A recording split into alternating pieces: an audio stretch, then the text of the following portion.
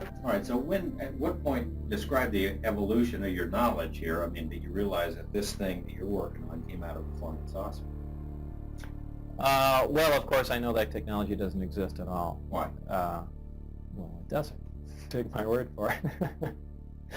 it it's it's just technology that doesn't exist yet. I mean, you're talking about that there's science doesn't even know what gravity is, much less how to produce it or control it. And here is a device that's producing it and controlling it and using it as propulsion. So You're telling me there's a different physics. That was your job. You were working on that. the science was something we were trying to figure out, but we knew how the devices would operate. You know, for instance, the propulsion of the craft.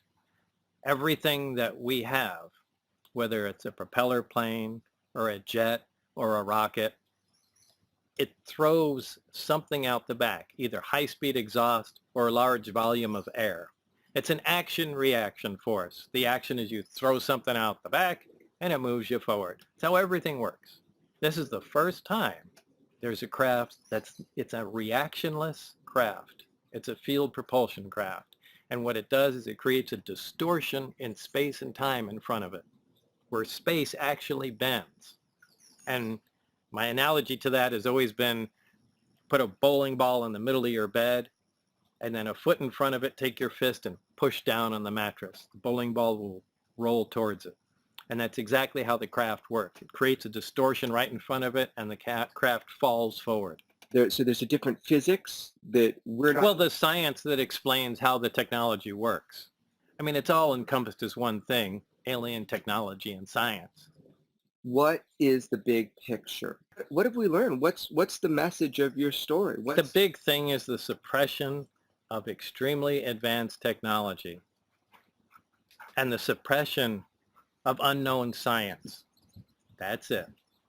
Those two things, to me, is the only thing that's important about what was going on out there.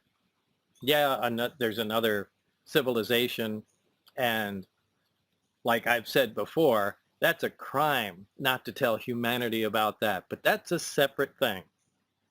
Meaning that there is something different in science dramatically that we're not allowed to know? Right?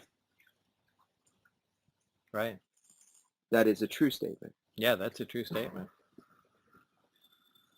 The fact that there is another intelligent, technologically advanced civilization, we have some of their objects. That is really the pinnacle. That there's another civilization in existence that's intelligent that we know about. And we actually have artifacts from them that can operate. So, I mean, that's a big, big deal. But in my mind, there's a lot to deal with that. However, the science and the technology can change us dramatically. It can change the way the entire world operates, the economy, everything.